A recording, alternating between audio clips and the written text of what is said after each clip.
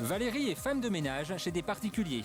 Elle pensait tout connaître du métier et pourtant aujourd'hui, elle retourne en classe. Car vous ne le savez peut-être pas, mais il existe des formations pour apprendre à mieux nettoyer. Je vais faire une formation pour du ménage écologique. Je pense que je vais apprendre plein de choses que je ne sais pas. À presque 50 ans, Valérie se retrouve sur les bancs de l'école à l'Académie de la propreté. Si vous regardez un sol au microscope, on pourrait dire qu'il est comme ça, il n'est jamais parfaitement lisse. C'est-à-dire qu'il va décoller. Amina, Amel, Élise ou Valérie, chaque semaine, elles sont une dizaine à suivre les cours de Catherine, formatrice en propreté. Et ici, on réapprend toutes les bases du métier, comme par exemple le dosage des produits nettoyants. Un produit comme ça, c'est un bouchon pour 10 litres. On a un seau de 5 litres, parce qu'on est écologique. Donc c'est un demi-bouchon. Mais comme en plus, on ne va pas le remplir entier, mais on va le remplir qu'à moitié, donc un quart de bouchon. Ça ne salit pas, mais... On apprend aussi à se passer de certains produits. Fini l'eau de javel ou les lingettes jetables et vive la microfibre, la lingette du 3e millénaire. Un tissu écologique réutilisable pendant 10 ans. Encore faut-il avoir le bon geste, démonstration avec un tableau blanc en guise de sol. D'accord. L'entrée est ici. Donc on va de nouveau détourer. Et là vous voyez que grâce aux manches, on peut aller bien dans le coin. Donc là ça va dans le coin. Et attention, on ne fait pas ça. Si je fais ça, mes saletés sont là. Je pousse. Mon coin va là, je finis mon détourage.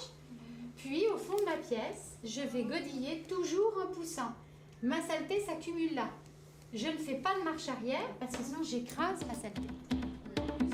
Autre avantage, cette lingette capte 10 000 fois plus de poussière qu'un aspirateur. Le ménage devient donc moins fatigant. Ça devient un vrai métier, donc ça veut dire qu'on s'occupe, on apprend des techniques pour éviter aussi qu'on se fatigue, qu'on s'abîme les mains. Un tablier, une paire de gants et puis on va descendre.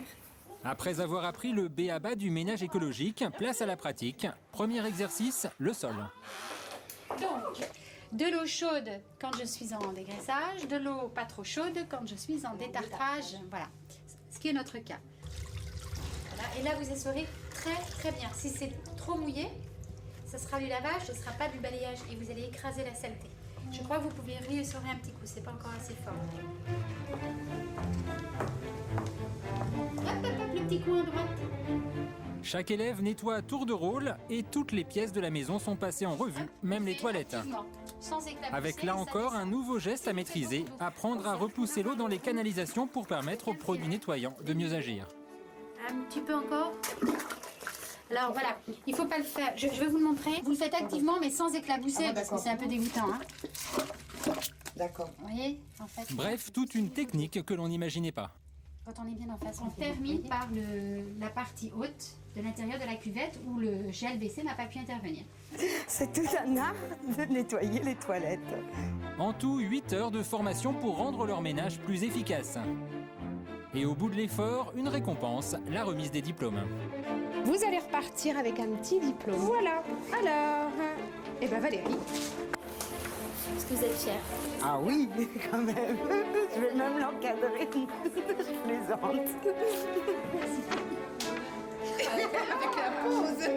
Alors, on a appris des choses et voilà quoi. Au revoir. Le lendemain de sa formation, Valérie a rendez-vous comme tous les mardis chez Géraldine. Mais ce matin, elle regarde les produits ménagers différemment et décide de faire le tri parmi ceux qu'elle a l'habitude d'utiliser depuis des années. Visiblement, Valérie a parfaitement retenu ses leçons. Bonjour.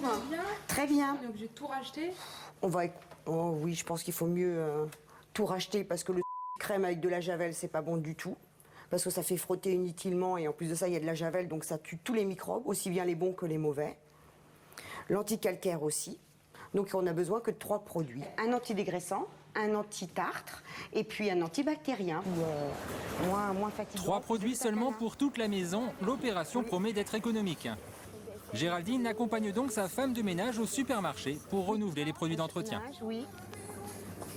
Donc là, les produits verts, lessive. Nous, on va aller voir les produits d'entretien. Aujourd'hui, c'est donc Valérie qui décide et pas sa patronne. Elle sait quels sont les produits à garder et ceux à bannir. Se souvenant du cours de la veille, elle entraîne Géraldine au rayon microfibre. Parce que vous n'avez pas besoin de mettre de produit là-dessus. Si vraiment c'est sale, vous pouvez même nettoyer votre gazinière avec sans mettre de produit. Sans rien, et vous la passez en machine et c'est utilisable à peu près 10 ans. Là, c'est économique. Hein. Voilà, donc parce que ça... Vous y croyez pas? Je demande à voir. Voilà. Là, vraiment, je demande à voir, oui. Sans produit. Dernière surprise pour Géraldine, sa femme de ménage l'emmène cette fois au rayon fruits et légumes pour acheter des citrons et des pommes de terre dont elle lui révélera l'usage de retour à la maison. Au final, au moment du passage en caisse, la note n'est pas si salée. Les produits ne sont pas seulement écologiques, ils sont aussi économiques. Ainsi, au lieu de dépenser 25,50 € de produits ménagers par mois, cette fois-ci, cela ne coûtera que 18,20 € à Géraldine, soit près de 30% d'économie. Merci, madame.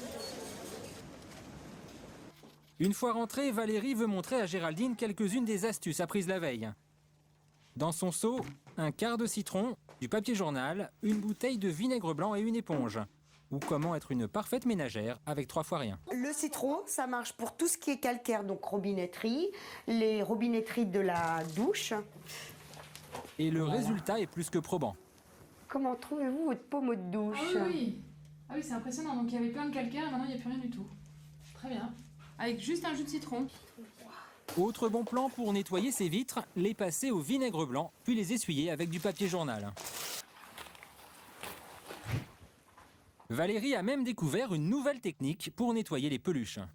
Non, non, je le torture pas, je le lave.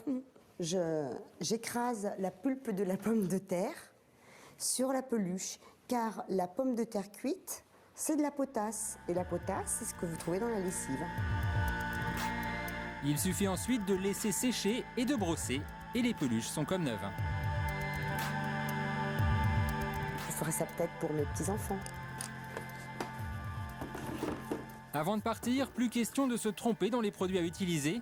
Alors adieu Javel, spray nocif et détartrant de toilettes non écolo. Et vive les produits verts, la pomme de terre et le vinaigre blanc.